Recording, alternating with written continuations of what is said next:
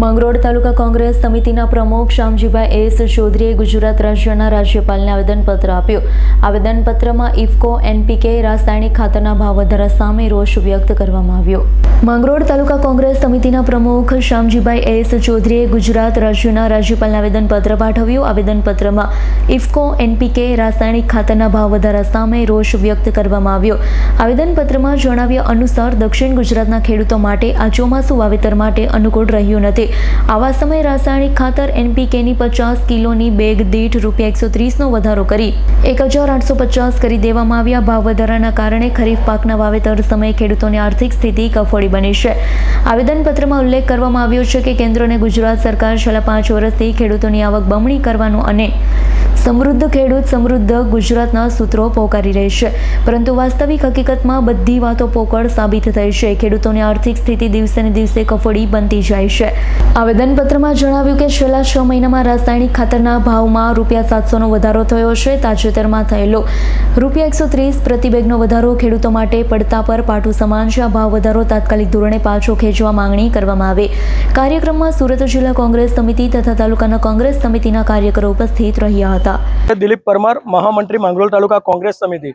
હાલમાં જે સરકાર દ્વારા ખેડૂતોને આપવામાં આવતા જે રાસાયણિક ખાતર પર તૂટીને ભાવ વધારો કરવામાં આવ્યો છે, એના વિરોધમાં આજે અમે આવેદનપત્ર આપવા માટે આવ્યા છે।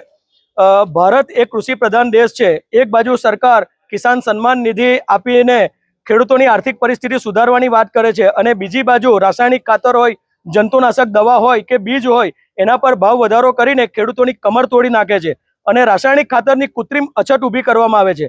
આ કૃત્રિમ અછત એટલા માટે છે કે સરકારના માનીતા જે ઉદ્યોગપતિઓ છે એમને કારખાના ચલાવવા માટે આ રાસાયણિક ખાતર આપવા માટે આ બધો કારસો રચાય છે। એક બાજુ ખેડૂતને એટલો પાયમાલ કરવામાં આવે કે ખેડૂત જમીન વેચી દે અને આ એમના ઉદ્યોગપતિ માનીતા જે ઉદ્યોગપતિઓ છે એમને કોળીના ભાવે આ જમીન મળી જાય, એ માટેનું સરકારનું આ ષડયંત્ર છે। અને ચોક્કસથી અમે અહીંથી આ સંવેદના વિનાની સરકારને આહ્વાન કરીએ છીએ, ચીમકી આપીએ છીએ કે ખેડૂતો પર જે આ ભાવ વધારો ઝીકવામાં આવ્યો છે એ જો પાછો ખેંચવામાં ન આવે તો આવનારા દિવસોમાં અમે ચોક્કસ કોંગ્રેસ તરફથી ગાંધી ચિંધ્યા માર્ગે ઉગ્ર આંદોલન કરીશું। મારું નામ શામજીભાઈ ચૌધરી, માંગરોળ તાલુકા કોંગ્રેસ સમિતિના પ્રમુખ છે। આજે આવેદનપત્ર આપવામાં આવ્યું છે, શા બાબતે આવેદન? આજે જે આવેદનપત્ર આપવામાં આવ્યું છે મામલતદારશ્રીને, એમનું કારણ એ છે કે અત્યારે જે ખાતરનો ભાવ છે એ વધારે કરવામાં આવ્યો છે અને દિન પ્રતિદિન ખેડૂતોના માટે અત્યારે છે તો ખાલી ડાંગર જ પાકશે એવી પરિસ્થિતિ છે, તો તેની અંદર ખાતર પૂરતું મળતું નથી। અત્યારે જથ્થો પણ ઓછો આપવામાં આવે છે અને સાથે સાથે ભાવ વધારો કરવામાં આવ્યો છે। એટલે તેના માટે અમે આવેદનપત્ર મામલતદારશ્રીને આપીને અમારી જે માંગણી છે કે ભાવ જે વધારો કરવામાં આવ્યો છે એને ઓછો કરવામાં આવે, પાછો ખેંચવામાં આવે, એવી અમારી માંગણી છે।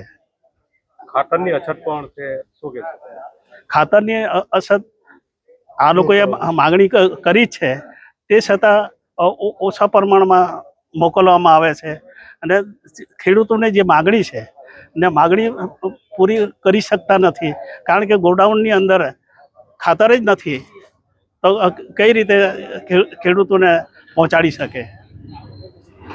આપના નામ? વિરેન્દ્રસિંહ ખેર, હું એક ખેડૂત છું ને આજે અમારા કોંગ્રેસ સમિતિ દ્વારા જે ખેડૂતોની ઉપર ભાવ વધારો ખાતરનો કરવામાં આવ્યો છે એના વિરોધમાં અમે આખા રાજ્યવ્યાપી હરેક તાલુકામાં અમે આવેદનપત્ર આપીએ છીએ કે આ ભાવ વધારો તાત્કાલિક પાછો ખેંચવામાં અને તેનું ઉગ્ર આંદોલન કરવામાં આવશે। કારણ કે હું જાતે પણ ખેડૂત છું। 2014 પહેલાં જે આજે અમારો તુલના ભાવ હતા એ જ ભાવ આજે છે, એટલે ડાઉન છે અમુક ને તેમાં ખર્ચામાં દવા ખાતરના 3 ને 4 ગણા ભાવ વધી ગયા છે। ખેડૂત આજે પાયમાલ થઈ ગયો છે। ખેડૂત આજે જમીન વેચી પડે એવી પરિસ્થિતિમાં સરકાર એવું માને છે કે કદાચ ખેડૂત જમીને વેચીને પાયમાલ થઈ જાય, મને તો એવું લાગે છે। એના જ શોષણ રૂપે આ બધા ભાવ વધારો જીકે છે ને નફત જેવી સરકારને હજુ કંઈ પડેલી નથી ને ખેડૂતો જાગૃત બને। મારી તો ઈચ્છા છે કે ખેડૂતો જાગૃત બને, રોડ પર આવવું પડશે, નહીં તો તમારી જમીન છીનવાઈ જશે। એટલે અમે આજે આવેદનપત્ર આપીને અમને જણાવ્યું છે આની કંઈ જાણકારી તાત્કાલિક એનો નિકાલ કરવામાં નહીં આવશે તો અમે ઉગ્ર આંદોલન કરીશું, રોડ રોકો આંદોલન કરીશું। આગળ જેમ બને ઉગ્ર આંદોલન અમે કરીશું, પણ ખેડૂતોના અત્યાચાર અમે સહન કરવા નહીં દઈએ। જીતેન્દ્ર સોલંકીનો રિપોર્ટ, S9 ન્યૂઝ, માંડવી. અમારી તમામ માહિતીથી અપડેટ રહેવા માટે જોડાયેલા રહો S9 ન્યૂઝ સાથે.